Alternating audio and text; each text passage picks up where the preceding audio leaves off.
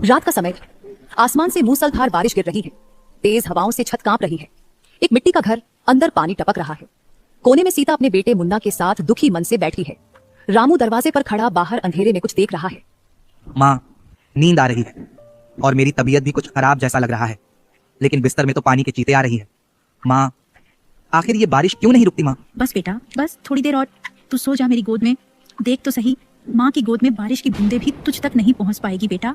जब तक माँ है ना, तुझे कुछ नहीं होगा। माँ, मुझे फिर से भूख लगी है।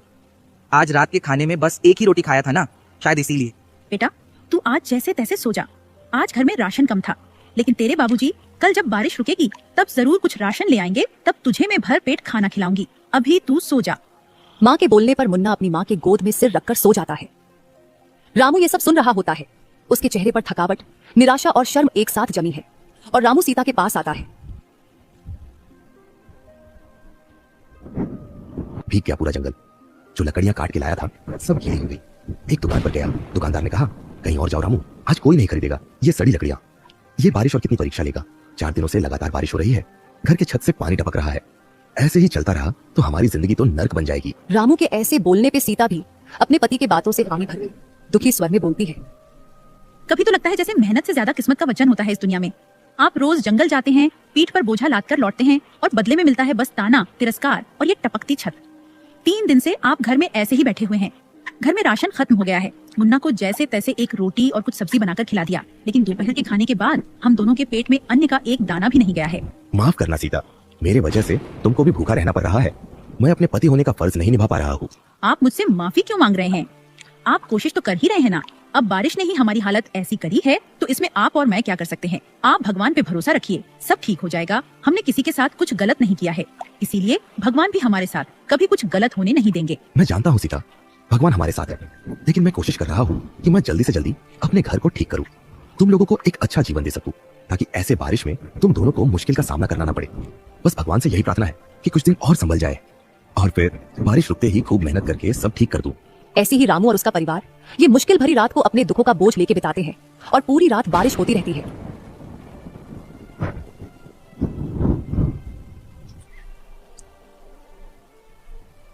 अगली सुबह रामू, उसकी पत्नी सीता और उनका बेटा तीनों दुखी मन से बैठे हुए थे।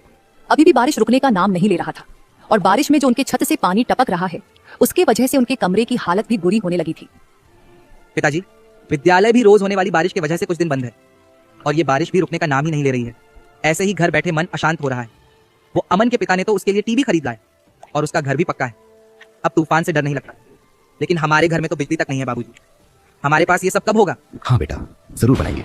ऐसा घर बनाएंगे जिसकी छत इतनी मजबूत होगी कि आसमान भी देखेगा और बोलेगा ये घर गरीब का है, मगर इसका सपना अमीरों से बड़ा है। लेकिन बेटा, अभी तो मुझसे ठीक से घर ही नहीं संभला जा रहा, तो ये सब चीजें अभी कैसे कर पाऊंगा? पहले तो मुझे कोई अच्छा सा काम ढूंढना पड़ेगा। आखिर लकड़ी काट के कब तक घर चलाऊंगा? हाँ, आप सही बात कर रहे हैं। आपको कुछ और काम ही ढूंढना पड़ेगा, नहीं तो हर साल बारिश में यही सपना सुनते सुनते अब तो लगने लगा है शायद ये सपना भी हमारे आंगन की मिट्टी जैसा है जो हर बारिश में बह जाता है। इस बार नहीं बहने दूंगा। अब मैं जंगल नहीं जाऊंगा। जंगल में अब काटने लायक कुछ बचा ही नहीं। पूरा जंगल पानी पानी हो गया होगा। मैं शाम होने से पहले सीधे सेठ रमेश के पास जाऊंगा। अगर वे दया नहीं दिखा के कुछ मदद नहीं तो मजदूरी ही सही, पर कुछ तो मिलेगा उनके पास। अगर जाने के समय जोर की बारिश भी होती रहेगी तब भी मैं जाऊंगा। सेठ रमेश, वो तो पिछले साल आपको दरवाजे से ही भगा चुका था, याद है ना? जब आपने कहा था कि मेरे बेटे की दवा के लिए कुछ पैसे उधारी चाहिए, तब कैसे बेरुखी से आपसे बात किया था। हाँ याद है, हर शब्द याद है। लेकिन अब उधारी मांगने थोड़ी जा रहा हूँ, काम मांगूंगा जाके उनसे। अब ये घर टूटता नहीं देख सकता। मुन्ना की आंखों में भूख और डर एक साथ नहीं देख सकता। शाम होने का समय हो चुका था। आसमान में अब भी काले बादल थे, लेकिन जोरों की बारिश रुक गई थी। बस कुछ हल्की हल्की बूंदें बरस रही थी। रामू ये देख तुरंत सेठ रमेश के घर निकलता है। रास्ते में बादल गरज रहा था। हवा से पेड़ों की पत्तियां झड़ रहे थे, जैसे मानो तूफान आने वाले हों। ये देख रामू सोचने लगता है, हे भगवान, आज तो और ज्यादा बारिश होने वाली है।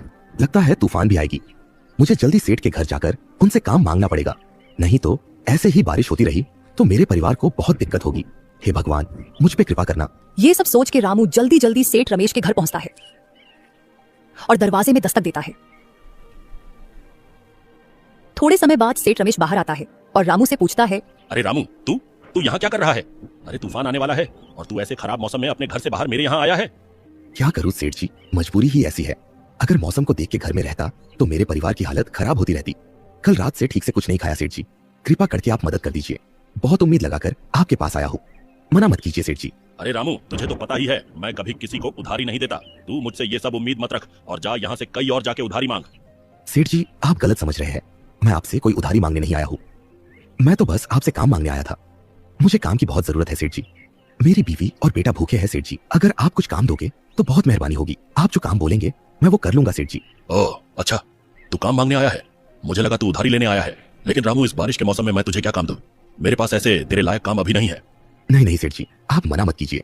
आप कुछ भी काम दो और बदले में रोज की राशन के पैसे दे देना। सेठ रामू की ऐसे गिड़गिड़ाकर बात करते देख उसकी पहले हंसी उड़ाता है और उसके मन में रामू का इस्तेमाल करने का ख्याल आता है और फिर सेठ अपने फायदे के लिए रामू को काम देने के लिए राजी होता है। चिची रामू, क्या हालत हो गई है तेरा? तू 2 वक्त का खाना भी नहीं जुटा पा रहा है। लेकिन तू चिंता मत कर, मैं दूंगा तुझे काम और तुझे तेरी घर की मरम्मत के लिए भी तेरे काम के बदले कुछ पैसे दे दूंगा। रामू सेठ के मुंह से ये सुन के बहुत खुश हो गया और सेठ की चालाकी नहीं समझ पाया। उसे लगा सेठ बिना किसी स्वार्थ के उसको काम देके उसकी मदद कर रहा है। आपका बहुत बहुत धन्यवाद सेठ जी। आपने आज मुझे काम देके सिर्फ मेरी मदद नहीं की, आपने मेरे साथ मेरे परिवार का भी लौह बुझने से बचाया है। मैं हमेशा आपका आभारी रहूंगा। हाँ हाँ ठीक है, अब इतना भी भावुक होने की जरूरत नहीं है, बस काम ही तो दी है, तू पूरी ईमानदारी से काम करना। ठीक है सेठ जी, मैं कल से काम करने आ जाऊंगा।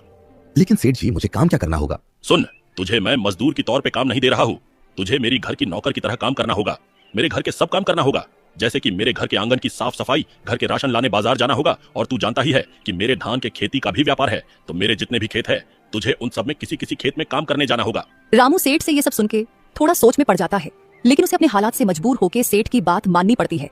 ठीक है सेठ जी, मैं करूंगा, लेकिन आज रात का गुजारा होने लायक अगर आप कुछ अपने घर से राशन दे देते तो बड़ी मेहरबानी होगी। ठीक है, तू चिंता मत कर, मैं देता हूँ तुझे कुछ। और हाँ, तू पूरे मेहनत और ईमानदारी से काम करना, मैं तुझे रोज के राशन के साथ तेरे घर को भी ठीक कर दूंगा, तो इसलिए अब से तू चिंता करना छोड़ दे। सेठ से ये सब सुनने के बाद रामू को थोड़ा मन की शांति आता है और सेठ भी घर से कुछ राशन एक थैली में डाल के उसे दे देता है और रामू वो सब लेके खुशी खुशी तूफान के आने से पहले घर चला आता है।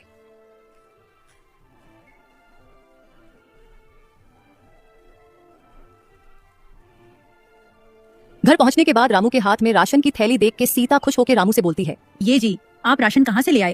क्या सेठ जी ने काम दे दिया? और क्या सेठ जी ने काम से पहले ही आपको पैसे दे दिए जो राशन ले आए? अरे नहीं भाग्यवान, सेठ जी ने कोई पैसे नहीं दिए, बस कुछ राशन दिए है जो कि कल तक चल जाएगा। और हाँ, उन्होंने काम पे रख लिया है मुझे। बोल रहे थे कि अब से मुझे जंगलों में लकड़ियां काटने जाने की जरूरत नहीं है। उनके वहाँ ईमानदारी से काम करूंगा तो वे मुझे जरूरत के हर सामान देंगे और हमारा घर भी मरम्मत करा के देंगे। अच्छा ऐसा है क्या? सेठ जी ने ऐसा कहा है? उन्होंने तो हम पे बहुत बड़ा उपकार कर दिया, इतने मुश्किल के घड़ी में हमारी मदद की है। लेकिन आपको काम क्या करना होगा? और क्या वे सिर्फ जरूरत के सामान ही देंगे? कुछ पैसों की बात किया कि नहीं आपने? अरे भाग्यवान, उन्होंने काम दिया वही बहुत है। इस मुसीबत की घड़ी में पैसे दे ना दे उसमें क्या है, हमको हमारी जरूरत की हर सामान देंगे और घर भी तो मरम्मत करवा देंगे, वही बहुत है। बाकी जब मुझे कुछ अच्छा काम मिलेगा जिसमें पैसे ज्यादा मिलेगा तब मैं हमारी सारे सपने पूरे करूंगा। और हाँ, तुम चिंता मत करो, सेठ जी ने मुझे ज्यादा कठिन काम नहीं दिया है, बस उनके घर और खेतों की देखभाल की काम सौंपा है। रामू और सीता की बातों के बीच मुन्ना रामू से बोलता है, पिताजी, आपने मेरे लिए कुछ नहीं लाया क्या? बेटा, अभी तो कुछ नहीं ला पाया, मेरे पास तेरे लिए बाजार से लाने के लिए पैसे ही नहीं है। ये सब राशन की सामग्री तो सेठ जी ने दिया है, लेकिन जब मैं सेठ जी के वहाँ काम में लगूंगा तब अगर कुछ पैसे मिले तो तेरे लिए जरूर बाजार से अच्छे अच्छे मिठाई लाऊंगा। ठीक है पिताजी, आप जरूर लाना, मुझे मिठाई बहुत पसंद है। ठीक है भाग्यवान, अब ये सब लेके रसोई में जाओ और रात के खाने की तैयारी करो, इससे पहले कि तूफान और जोर की बारिश आ जाए, नहीं तो फिर छत से पानी टपकने लगेगा और फिर चूल्हा नहीं जलेगा। सीता वो सब सामान लेके रसोई में रात की खाने की तैयारी करने जाती है।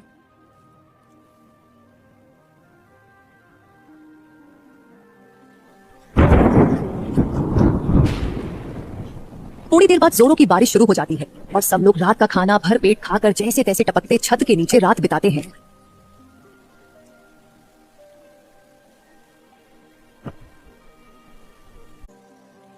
अगली सुबह रामू जल्दी उठ के देखता ही कि बारिश रुक गया है, लेकिन आसमान में हल्की हल्की सी बादल थे। थोड़े समय बाद सीता भी रामू के पास आती है।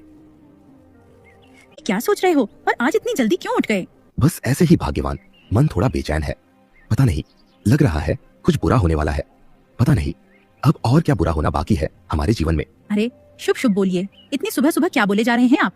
कुछ गलत नहीं होगा, अब तो आपको सेठ के वहाँ काम भी मिल गया है, तो क्या बुरा हो सकता है? आप बस ईमानदारी से काम करना, घर की चिंता मत करना, सब ठीक हो जाएगा भगवान की कृपा से। हाँ, तुम कह तो ठीक ही रही हो, चलो मुझे थोड़ा चाय नाश्ता करवा दो, मुझे सेठ जी के वहां भी जाना है। दोनों घर के भीतर जाते हैं और थोड़े समय के बाद रामू नाश्ता करके सेठ के वहां काम के लिए निकल जाता है।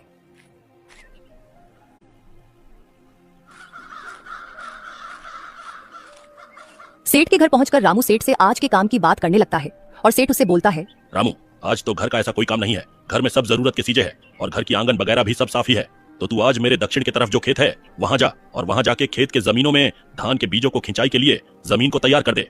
और हाँ, तुझे आज अकेले ही करना होगा, बाकी के मजदूर आज मेरे दूसरे खेतों में हैं।